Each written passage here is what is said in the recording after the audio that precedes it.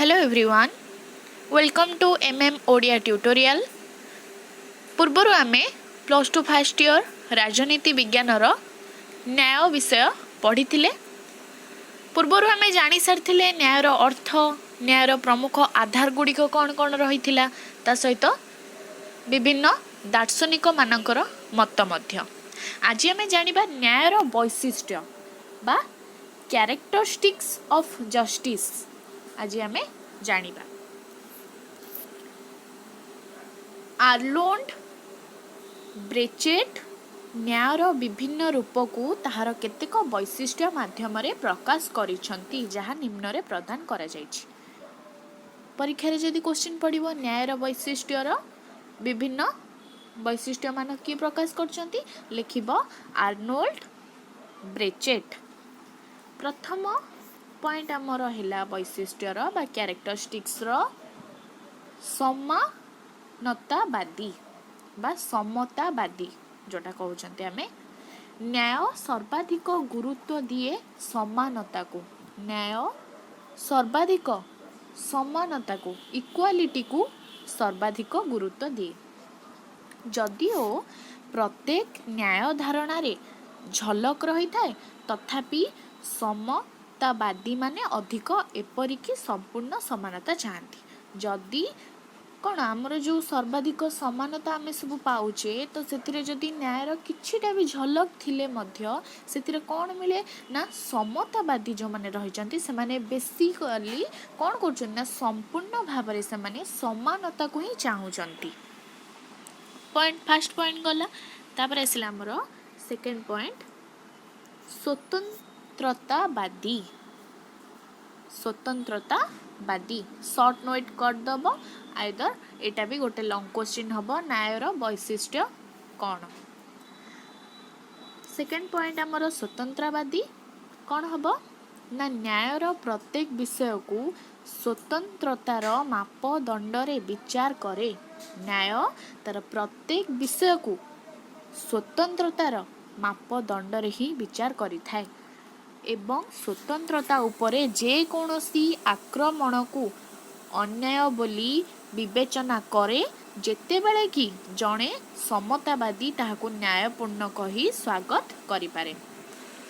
स्वतंत्र उपरे कौन बेसी गुरुत्व दियाउछि ना स्वतंत्रता उपरे जे कोनोसी आक्रमण रु अन्याय बोली विवेचना करा जाए। जो किछि भी आक्रमण हो सेथिर आमे जानिबा अन्याय होउछि।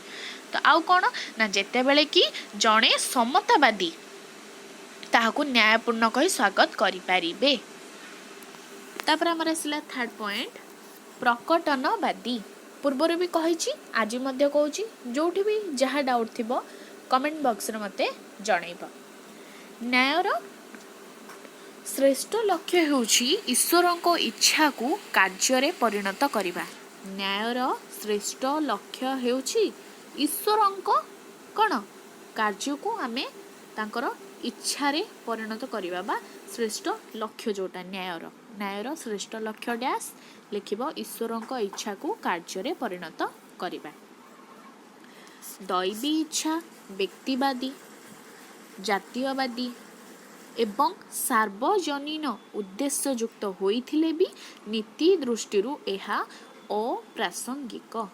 जदि भी आमे दैवी इच्छा रु देखिबा हमर व्यक्तिवादी जातीयवादी किंबा सार्वजनीन उद्देश्य युक्त हेले भी ताकू आमे कौन करिबा तार नीति दृष्टि आमे जदि देखिबा को जिबा तो से हबो कौन ना अप्रासंगिक। 3 नंबर पॉइंट गला। तापर आसिला हमर 4 नंबर पॉइंट रक्षणशील। रक्षणशील ना न्याय जेउ भाबरे रहिछि ना काहेकि ताहा सेही प्रकार रे बलवत्तर रहिबा उचित। न्याय जेउ भाबरे रहि थाउ किछि असुविधा नहीं किंतु तार से जो प्रकार गुड़िक अच्छी सेमती बलवत्तर रहिबा उचित, मजबूत हेकि रहिबा उचित। पारंपरिक अनुष्ठान गुड़िक परिवर्तन हेबा अनुचित। जो सब पारंपरिक अनुष्ठान गुड़िक रही से गुड़िक अपरिवर्तन जदि हेजिबो बा अपरिवर्तन हेबो सेटा उचित नुहे किंतु परिवर्तन हेबा उचित।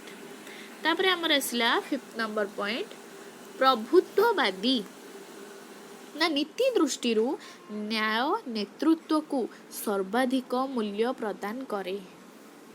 नेतृत्वर अनुसरण न्याययुक्त होइथिबा बेले ताहार विपरीत क्रिया हेउची अन्याय।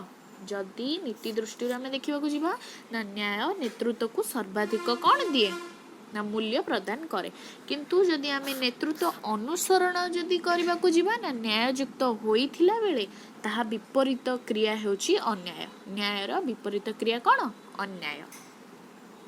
तापर हमर आसला 6 नंबर पॉइंट संख्या गरिष्ठता पुजारी। संख्या गरिष्ठता पुजारी संख्या गरिष्ठक निष्पत्ति ओ इच्छा हेउछि सर्वोच्च मूल्य जहाकू समस्ते मानिबा द्वारा न्याय प्रतिष्ठा हुए, अन्यथा अन्याय विराजमान करे। संख्या गरिष्ठक निष्पत्ति एमिति जे ना तार इच्छा जदि भी सर्वोच्च मूल्य उच्च जोटा कि सर्वोच्च मूल्य जहाकू आमे कौन समस्ते मानिबा द्वारा न्याय प्रतिष्ठा होइथाय, रूल मानिबा द्वारा जाइकि न्याय प्रतिष्ठा हेबो ना, तो ताहा अन्यथा अन्याय विराजमान करे। अजथारे ता सेथिरे मध्य अन्याय कौन विराजमान करे। तापर पॉइंट हमर आसिला 7 नंबर पॉइंट सुखवादी। सुखवादी पॉइंट वाइज लेखि लेखि चलिबो। सर्वाधिक लोकंक श्रेष्ठ मंगल मध्यरे व्यक्ति सुख साधना ही न्याय। न्याय कौन सुखवादी अनुसार ना सर्वाधिक लोकंक श्रेष्ठ मंगल उत्तम कामना करिबा सर्वाधिक लोकंक पई बा अन्य लोक पई, तो सेटा होची गोटे व्यक्ति पई सुख साधना बा उत्तम न्याय। तापर आसिले 8 नंबर पॉइंट गोष्ठी आभिमुख्य। न्याय गोष्ठी स्वार्थ निमंते व्यक्तिर इच्छा को अधस्न ओ दमन कराए। न्याय कौन करे ना गोष्ठीर स्वार्थ निमंते व्यक्तिर इच्छा को अधस्न ओ दमन कराए। तापर आसिला 9 नंबर पॉइंट संगतिकारक। संगतिकारक न्याय संगति को चरण मूल्य रूपे विवेचना करे। न्याय संगति को कौन करे ना चरम मूल्य रे विवेचना करे। बहुत माने जोटा कि दया से से कौन करे ना न्याय को चरम मूल्य रे जाइकी विवेचना करे। जेते दूर समस्ते यह शांति बा निरवतार भंग न करिबा को चाहे सेते पर्यंत न्याय हमर कौन संगतिकारक होई परिबो नाही। तापर आसिला 10 नंबर पॉइंट पिरामिड सृष्टिकारी। कौन ना पिरामिड सृष्टिकारी देशर संस्कृति बा सभ्यतार आध्यात्मिक दिग सह अर्थात लोक संस्कृति भावनार क्रम विकास अथवा निज जातिर केतेक निर्दिष्ट सफलता सह न्याय जड़ित। किपरि न्याय जड़ित ना देशर संस्कृति और सभ्यतार आध्यात्मिक दिग सह अथवा लोक संस्कृति भावनार क्रम विकास अथवा निज जातिर केतेक निर्दिष्ट सफलता सह न्याय जड़ित। तापर आसिला 11 नंबर पॉइंट कर्तव्यबद्ध मनीष। कौन ना कर्तव्यबद्ध मनीष न्यायर परिभाषा हेउची यह मनीष जीवन को अधिकार नुहे बरं कर्तव्यर एक श्रृंखल ए चेन ऑफ ड्यूटीज किंबा बंची रहिबा ओ सुख लाभ पाई एक संग्राम रूप देखे। न्याय ये सब को आखिया करे रखे। तापर आसिला 12 नंबर पॉइंट शांति ओ श्रृंखला प्रेमी। न्याय शांति और श्रृंखला प्रेमी किपरि थिला ना जहाँ भी रक्षा हेउना कहीं न्याय सर्वाधिक गुरुत्व प्रदान करे शांति और श्रृंखला को, जोटा कि मु कहली ना जहाँ भी हो किंतु न्याय सर्वाधिक सबु बेले कौन करे शांति और श्रृंखला को रक्षा प्रदान करे। यह रक्षणशील नुहे सांप्रतिक स्थिति को रिसेंट चेंज जोटा कि हुए संगतिकारक कही न पारे। पूर्ण संस्कार भी आवश्यक करि पारे, मात्र सबु किछि शांति और श्रृंखलार सह हेबा विधेय। फास्ट आम जानले कौन जानी आम न्यायर अर्थ मीनिंग ऑफ जस्टिस तापर आम सब जानले न्यायर प्रमुख आधार गुड़िक तापर आम जानले कौन विभिन्न दार्शनिक मानक मत एबे जानले न्यायर वैशिष्ट्य तापर जानिबा एबे न्यायर तत्व। न्यायर तत्व मुख्यतः चारि प्रकार। न्यायर तत्व मुख्यतः चारि प्रकार लिखि दियो सबू। दार्शनिक तत्व पॉइंट 1, पॉइंट 2 प्राकृतिक तत्व, पॉइंट 3 आईनगत तत्व, पॉइंट 4 मार्क्सवादी तत्व। सेगुड़िक आम निम्न बा तले आम वर्णना करवा। फास्ट आम जानिबा दार्शनिक तत्व कौन ना दर्शन शास्त्र और विज्ञ लोकों चिंताधारा रे न्यायर दार्शनिक तर्जमा देखा मिले। कहा द्वारा ना दर्शन शास्त्र और विज्ञ लोक जो माने ज्ञानी गुणी से आम कौन न्यायर चिंताधारार दार्शनिक तर्जमा सबू देखा आम पाती। यही तत्व उचित व सठिक श्रृंखला नीति आधारित अटे। यही तत्व को तत्व ना दार्शनिक तत्व उचित और सठिक श्रृंखला नीतिर आधार रे गढ़ा होता है। भारतर न्याय को धर्म अथवा औचित्य अर्थरे ग्रहण करा जायछि। भारतर न्याय को कौन ग्रहण करा जायछि ना धर्म लिखि परिबो नले औचित्य अर्थरे ग्रहण करा जायछि। डॉक्टर यूसी सरकार धर्म को चारि गोटी अर्थरे दर्शाई छंती। एहार अर्थ धर्म तत्वरे धर्म नीति रे पाप विरोधी पुण्य विधि शास्त्र रे आईन एवं कर्माचरण रे कर्तव्य हिंदू विधि शास्त्र रे आईन उपरे धर्म न्याय को प्राधान्य दिया जायछि। कहा मतरे ना डॉक्टर यूसी सरकार को मतरे धर्म को चारि गोटी अर्थ दिया जायछि। आमे जानले केतोटी अर्थ ना आमे जानले फास्ट होची एहार अर्थ धर्म तत्व रे धर्म नीति शास्त्र रे पाप विरोधी पुण्य आ गोटे कौन ना विधि शास्त्र रे आईन एवं कर्माचरण रे कर्तव्य तापर आसला विधि बा हिंदू विधि शास्त्र रे आईन उपरे धर्म न्याय को प्राधान्य रही बा दिया जाइछि। तापर आसला लास्ट ना पाश्चात्य दर्शन रे प्लाटो को न्याय तत्व व्यक्तित्वर कर्म विज्ञता बा विशेषज्ञता जोटा कि रही ओ कर्म सीमा रेखा उपरे गुरुत्व दिए। किए गुरुत्व दिए ना दार्शनिक तत्व।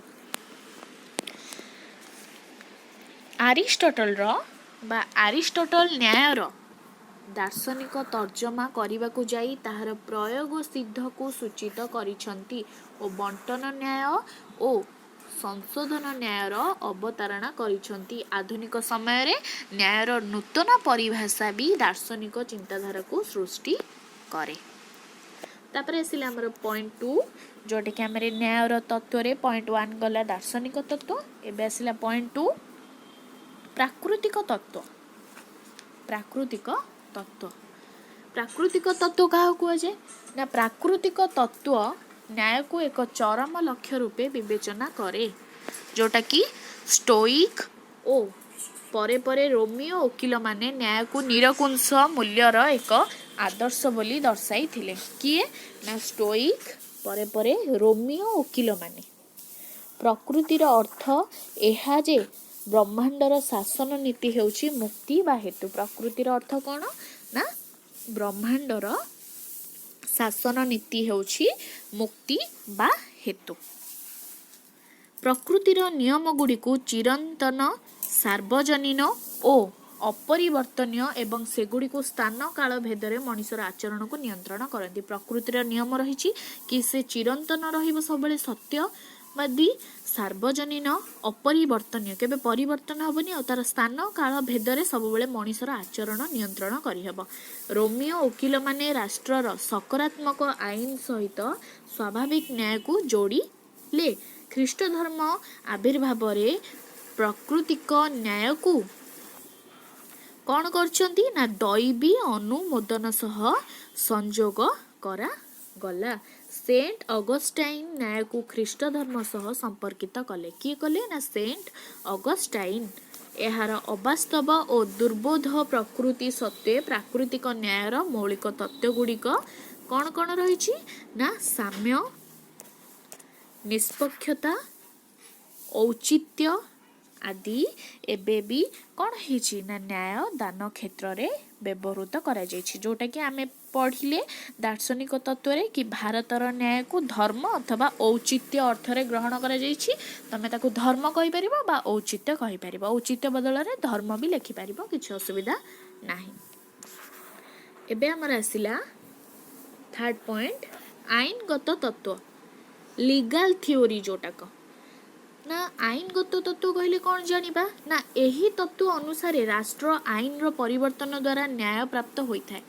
ନା ଏହି ତତ୍ତ୍ୱ ଅନୁସାରେ କ'ଣ ହୋଇଥାଏ ନା ରାଷ୍ଟ୍ର ଆଇନର ପରିବର୍ତ୍ତନ ଦ୍ୱାରା ନ୍ୟାୟ ପ୍ରାପ୍ତ ହୋଇଥାଏ। ବାସ୍ତବ ଅର୍ଥରେ ନ୍ୟାୟ କହିଲେ ମୁଖ୍ୟତଃ ଏହି ଆଇନଗତ ନ୍ୟାୟକୁ ହିଁ ବୁଝାଯାଏ। ନ୍ୟାୟ ହେଉଛି ଆଇନର ତତ୍କ୍ଷଣାତ୍ ଉଦ୍ଦେଶ୍ୟ ଏବଂ ନ୍ୟାୟ କ'ଣ କରୁଛି ନା ଉପାଦାନ ସହିତ ରହିତ ହେବନି, ଏଠି ଭୁଲ ପ୍ରିଣ୍ଟିଂ ମିଷ୍ଟେକ୍ ହେଇଯାଇଛି, ସହିତ ଆଇନ ଅତ୍ୟାଚାରର ସାଧନ ପାଲଟି ଯିବ, ଯାହାଫଳରେ କ'ଣ ହେବ ନା ବିଚାର ବିଭାଗୀୟ ଓ ଅର୍ଥ ବିଚାର ବିଭାଗୀୟ ସଂସ୍ଥାମାନେ ବିବାଦର ପକ୍ଷମାନଙ୍କୁ ଶୁଣି ସାରିବା ପରେ ଆଇନର ତର୍ଜମା କରି ନ୍ୟାୟ ପ୍ରଦାନ କରନ୍ତି।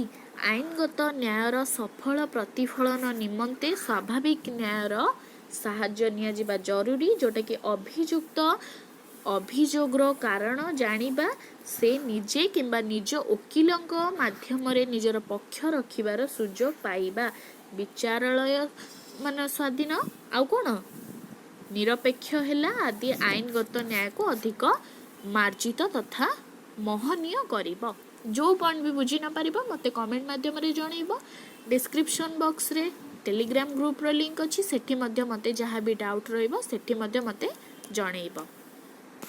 ତାପରେ ଆସିଲା ପଏଣ୍ଟ 4 ଲାଷ୍ଟ ପଏଣ୍ଟ ମାର୍କ୍ସବାଦୀ ତତ୍ତ୍ୱ। ମାର୍କ୍ସବାଦୀ ତତ୍ତ୍ୱ କହିଲେ ଆମେ କ'ଣ ଜାଣିବା ନା ଏହି ତତ୍ତ୍ୱ ଅନୁସାରେ ଏକ ଶ୍ରେଣୀ ବିଭାଜିତ ରାଷ୍ଟ୍ରରେ ଧନୀ ଓ ପୁଞ୍ଜିବାଦୀ ଗୋଷ୍ଠୀ ନିର୍ଦ୍ଧନ ଓ ସର୍ବହରାଙ୍କୁ ଅର୍ଥନୈତିକ ଭାବେ ଶୋଷଣ କରି ରାଜନୈତିକ, ସାମାଜିକ ଓ ନ୍ୟାୟ ବ୍ୟବସ୍ଥାକୁ ନିଜ ନିୟନ୍ତ୍ରଣରେ ରଖିବା ଦ୍ୱାରା ପ୍ରକୃତି ନ୍ୟାୟ ମିଳେ ନାହିଁ। ଏହି ତତ୍ତ୍ୱ ହିସାବରେ କ'ଣ ହୁଏ ନା ଧନୀ ଆଉ ପୁଞ୍ଜିବାଦୀ ଗୋଷ୍ଠୀ ଯେଉଁମାନେ ରହିଲେ ସେମାନେ କ'ଣ କରନ୍ତି ନା ସର୍ବହରା ହୋଇକି ସବୁକିଛି ହରେଇକି ଅର୍ଥନୈତିକ ଯାହା ସବୁ ରହିଛି ତାକୁ କ'ଣ କରିବେ ନା ଶୋଷଣ କରି ରାଜନୈତିକ ଆଉ ସାମାଜିକ ଆଉ ନ୍ୟାୟ ବ୍ୟବସ୍ଥାକୁ ନିଜେ ନିୟନ୍ତ୍ରଣ ରଖିବା ପାଇଁ କ'ଣ ମାଗନ୍ତି ନା ପ୍ରକୃତ ନ୍ୟାୟ ତାଙ୍କୁ ମିଳେ ନାହିଁ। କେଉଁମାନଙ୍କୁ ନା ଯେଉଁ ବିଭାଜିତ ରାଷ୍ଟ୍ରରେ ଧନୀ ଓ ପୁଞ୍ଜିବାଦୀ ଗୋଷ୍ଠୀ।